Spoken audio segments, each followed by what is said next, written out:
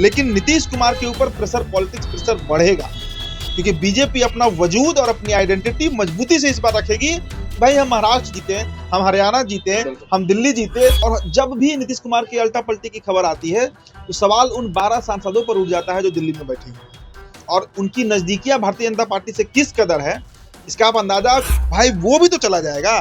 तो ललन सिंह को मिलेगा क्या अगर नीतीश कुमार पलट कर चले जाते हैं महागठबंधन में? तो ललन सिंह के हाथ क्या लगेगा, राणा ठाकुर के हाथ क्या लगेगा कि शरद पवार की जो पार्टी है एनसीपी, उसके 8 सांसद, और जो बाला साहब ठाकरे गुट का, उद्धव ठाकरे का जो शिवसेना है, उसके 9 सांसद, ये 17 सांसद जो है वो किसी भी वक्त बीजेपी को समर्थन दे सकते हैं अगर बीजेपी को जरूरत पड़ा तो। सुप्रिया सुले के मंत्री बनने की बात होती है, शरद पवार की जो बेटी है सुप्रिया सुले, वो मंत्री बनने जा रही है केंद्र में, अगर 8 सांसदों को लेकर वो जाती है तो अगर नीतीश कुमार के सभी सांसद चले भी जाए तभी बीजेपी को केंद्र में कोई बड़ा नुकसान नहीं होगा। इस तरीके से तैयारी चल रही है। मुझे तो लगता है कि प्री इलेक्शन होगा, समय से पहले, समय जो निर्धारित किया गया है अक्टूबर नवंबर, उसके पहले इलेक्शन हो सकता है अप्रैल में अनाउंसमेंट हो जाए। दिल्ली के सभी 70 सीटों पर आज मतदान खत्म हो गए हैं। देखिए 6 बजे जो है मतदान खत्म हो गया और एग्जिट पोल जो सामने आ रहे हैं वो चौंकाने वाले हैं। जी हाँ, दिल्ली के 70 सीटों पर विधानसभा का चुनाव, और जहां एग्जिट पोल की बात की जाए तो भाजपा को बढ़त मिलते हुए नजर आ रही है। जी हाँ, 27 सालों के बाद भाजपा जो है वह अपनी वापसी कर सकती है। देखिए कई एजेंसियों ने अपने एग्जिट पोल दिए हैं, हम कुछ एजेंसियों के नाम आपको बताएंगे कि कौन कौन सी एजेंसी हैं जिन्होंने एग्जिट पोल दर्शाया है और साफ तौर पे भाजपा को बढ़त है। देखिए पोल ऑफ पोल्स के अनुसार आपको 26 सीटें मिलने जा रही हैं, वहीं भाजपा को 43 सीटें मिलने जा रही हैं, बड़ी बढ़त। और कांग्रेस को जहां महज एक सीट जो है मिलने जा रहा है। वहीं मैट्राइज की बात की जाए तो 32 से 37 सीट जो है वो आम आदमी पार्टी को मिलने जा रहा है, भाजपा को 35 से 40 सीटें, वहीं पर कांग्रेस को महज 1 सीट मिलने जा रहा है। वहीं पीपुल्स पल्स कोडेमा की बात की जाए तो 10 से 19 सीटें जो हैं आम आदमी पार्टी जीत रही है। वहीं 51 से 60 सीटें, देखिए 51 से 60 के बीच जो है यह आंकड़ा है, यानी कि भाजपा जो है 51 से 60 के बीच सीटें जीत सकती है। वहीं कांग्रेस का खाता नहीं खुल सकता है। वहीं आपको बता दें कि पीपुल्स इनसाइड के अनुसार 25 से 29 सीट जो है वो आम आदमी पार्टी जीत रहा है, वहीं पर भाजपा 40 से 44, वहीं पर कांग्रेस को 1 सीट मिल रहा है।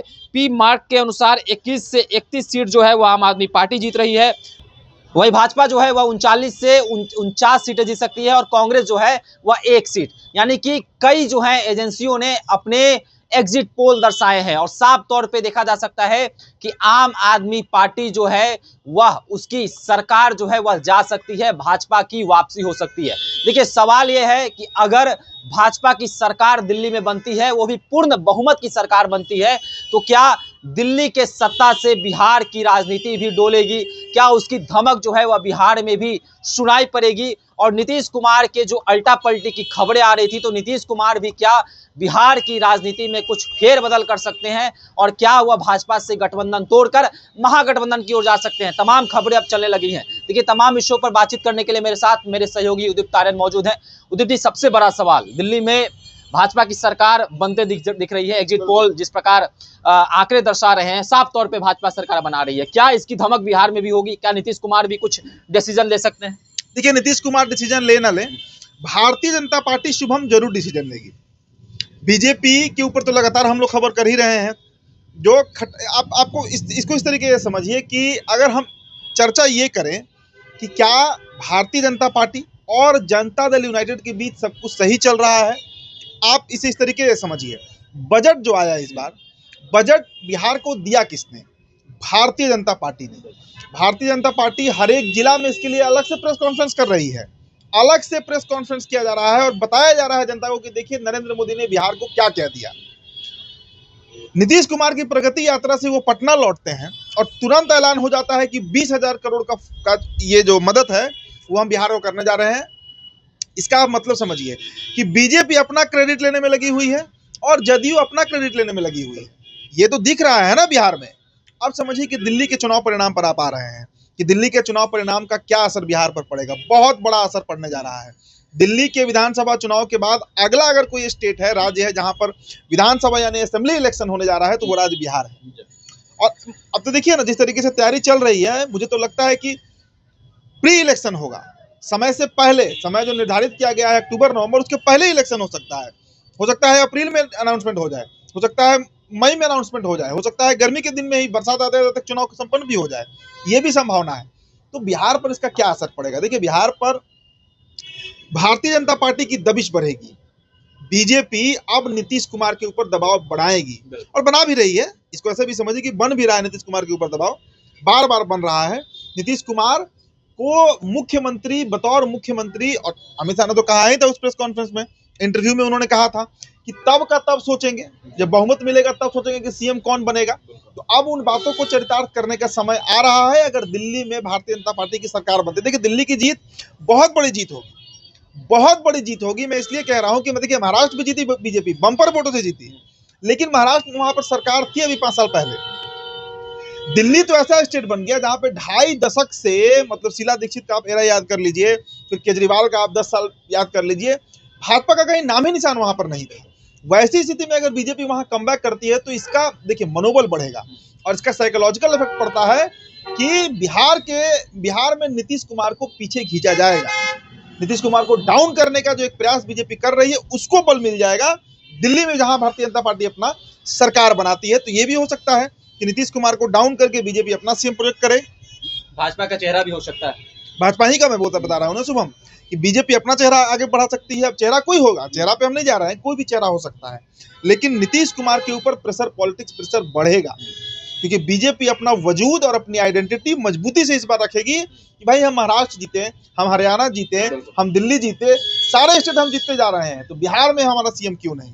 और वैसे भी 20 साल से सत्ता पे काबिज है नीतीश कुमार, तो कितने दिनों तक सीएम रहेंगे, इसकी तो बातचीत हमेशा होती है, हर बार होती है। तो भारतीय जनता पार्टी के लिए ये एक बड़ा मौका मिलेगा दिल्ली विधानसभा चुनाव के बाद। अच्छा, उन 12 सांसदों का क्या? ये 12 सांसद भी टूट जाएंगे क्या? नीतीश के 12 सांसद जो हैं वह भाजपा में चले जाएंगे? इस प्रकार की खबरें आ रही थी कि भाजपा से संबंध जो है, मधुर संबंध ललन सिंह के भी हैं, संजय झा के भी हैं, और लगातार जो है नजदीकियां बढ़ते जा रही हैं। ये बहुत रेलेवेंट सवाल आपने पूछा शुभम। देखिए, हमेशा नीतीश कुमार को इसी बात का फियर रहता है, और जब भी नीतीश कुमार की अल्टा पलटी की खबर आती है तो सवाल उन 12 सांसदों पर उठ जाता है जो दिल्ली में बैठे हुए हैं, और उनकी नजदीकियां भारतीय जनता पार्टी से किस कदर है, इसका आप अंदाजा, हमने कई तरह से, कई प्रमाण से, कई एविडेंस से हमने इस बात को रखा है कि संजय झा और अमित शाह के संबंध कैसे हैं। इसका आप अंदाजा इसी बात से लगा लीजिए कि बिहार में जब दही चूड़ा का भोज होता है तो नीतीश कुमार कोई बीजेपी नेता के घर नहीं जाते हैं, दफ्तर में नहीं जाते हैं, लेकिन संजय झा के आवास पर अमित शाह आ जाते हैं। पोस्टर बदलने का प्रकरण हमने बताया, मनीष वर्मा की यात्रा को संजय वर्मा ने स्थगित कर दिया, संजय झा ने, माफ कीजिएगा, स्थगित कर दिया। तो इस तरह के कई प्रकरण हैं जहां पर हमने देखा है कि भारतीय जनता पार्टी से ज्यादा नजदीक। आप एक बार बताइए हमको कि अभी ललन सिंह अमित शाह के, मतलब देश के केंद्रीय गृह मंत्री के अगल बगल उठ बैठ रहे हैं, केंद्रीय मंत्री बने हुए हैं, 8 यूनियन टेरिटरी और 28 राज्य के एकाधीश है, मतलब अपने मंत्रालय के, मत्स्य पशुपालन आप कह लीजिए, भाई वो भी तो चला जाएगा। तो ललन सिंह को मिलेगा क्या अगर नीतीश कुमार पलट कर चले जाते हैं महागठबंधन में? तो ललन सिंह के हाथ क्या लगेगा, राणा ठाकुर के हाथ क्या लगेगा, आप बताइए। अभी जो सांसद जदयू के साथ हैं, मतलब जदयू पार्टी से हैं और बीजेपी के साथ हैं, जो मजा वो ले रहे हैं, जो सत्ता का सुख उनको मिल रहा है, वो विपक्ष में कहाँ मिलेगा? विपक्ष में तो फिर सड़क पे आना पड़ेगा। तो इससे क्यों महरूम होंगे वो सांसद? इसलिए, और उससे भी बड़ा एक और खबर आपको बताते हैं। देखिए, चर्चा इस पर लगातार हो रही है नेशनल मीडिया में कि शरद पवार की जो पार्टी है एनसीपी, उसके 8 सांसद, और जो बाला साहब ठाकरे गुट का, उद्धव ठाकरे का जो शिवसेना है, उसके 9 सांसद, ये 17 सांसद जो है वो किसी भी वक्त बीजेपी को समर्थन दे सकते हैं अगर बीजेपी को जरूरत पड़ा तो। सुप्रिया सुले के मंत्री बनने की बात होती है कि शरद पवार की जो बेटी है सुप्रिया सुले, वो मंत्री बनने जा रही है केंद्र में, अगर 8 सांसदों को लेकर वो जाती हैं तो अगर नीतीश कुमार के सभी सांसद चले भी जाए तभी बीजेपी को केंद्र में कोई बड़ा नुकसान नहीं होगा। केंद्र में उनके साथ आज भी ऐसी स्थिति बन जाएगी, और चंद्रबाबू नायडू तो अभी जाने वाले नहीं है, तो हर तरह से नीतीश कुमार घिरे हुए हैं। और स्थिति वही है कि भारतीय जनता पार्टी जो चाहेगी वो करेगी, जैसे चाहेगी वैसे करेगी, जिस तरह कर रही है। लगातार हम देख रहे हैं ना, बिहार में आप समझिए कि पूरा प्रशासनिक कार्य से लेकर तमाम विभाग जो है वो बीजेपी चला रही है। नीतीश कुमार तो यात्रा पर है, यात्रा के पहले वो, मैंने कहा ना कि वो आत्ममुग्धता की स्थिति में चले गए हैं नीतीश कुमार। उनके लिए बस रेड कारपेट बिछा रहता है, उनके अधिकारी उनको घेरे रहते हैं और उनको लगता है कि पूरा स्टेट इसी से चल रहा है। लेकिन हकीकत यही है कि धीरे धीरे नीतीश कुमार के हाथ से उनकी पार्टी का ग्रिप भी निकलते जा रहा है और बिहार की सत्ता का जो ग्रिप है वो भी निकलते जा रहा है और धीरे धीरे बीजेपी सब कुछ कब्जा करते जा रही है, सब कुछ कैप्चर करते जा रही है। तो दिल्ली के विधानसभा चुनाव का परिणाम 8 तारीख को आ रहा है रिजल्ट ना, 8 तारीख का इंतजार कीजिए, उसके बाद देखिएगा बिहार में बवाल मचना तय है। अच्छा, एक और चीज है, महागठबंधन की चर्चा कर ली जाए। आम आदमी पार्टी कांग्रेस का कलह किसी से छुपा नहीं है और महागठबंधन में कांग्रेस और आरजेडी के बीच जो है सीट शेयरिंग को लेकर खींचातानी शुरू है। आज राहुल गांधी आए, साफ तौर पे तस्वीर भी दिखाई पड़ी। तो क्या महागठबंधन में भी इसका नतीजा देखने को मिल सकता है? और बिहार में खासकर जो सीट शेयरिंग का मामला है, आम आदमी पार्टी भी सोच रही थी कि बिहार में चुनाव लड़ें। देखिए, इस पर वैसे हमने रत्नेश के साथ विधानसभा के प्रांगण से ही एक डिटेल खबर किया है, हमारे दर्शक जाकर देख सकते हैं, शाम में लगाया है, 2 घंटे पहले वो खबर लगा है। लेकिन ये तय मानिए कि बिहार में हम बस एक लाइन में कहेंगे इस पूरे आपके सवाल का जवाब को, एक थर्ड फ्रंट बनने जा रहा है, जिसमें कांग्रेस रहेगी, जिसमें पीके रहेंगे, जिसमें पप्पू यादव रहेंगे, जिसमें एआईएमआईएम रहेगी और राष्ट्रीय जनता दल अलग चुनाव लड़ेगी। चलिए, तो बिहार की राजनीति में भी जो है इसका प्रभाव पड़ने जा रहा है और साफ तौर पे भाजपा का मनोबल जो है वो बढ़ेगा अगर दिल्ली में भाजपा अपनी सरकार बना लेती है तो। और वो भी जो एग्जिट पोल जैसे बता रहे हैं, तो भाजपा की पूर्ण बहुमत की जो है वह सरकार दिल्ली में बनने जा रही है। 27 सालों का जो वनवास है वह खत्म होते हुए दिख रहा है। तो आपको क्या लगता है, क्या इसका असर बिहार में भी पड़ेगा और दिल्ली की राजनीति से क्या बिहार की राजनीति भी डोलेगी? उसकी धमक जो है क्या बिहार में भी सुनाई पड़ेगी? आप भी हमारे साथ कमेंट बॉक्स में अपनी राय रख सकते हैं। धन्यवाद।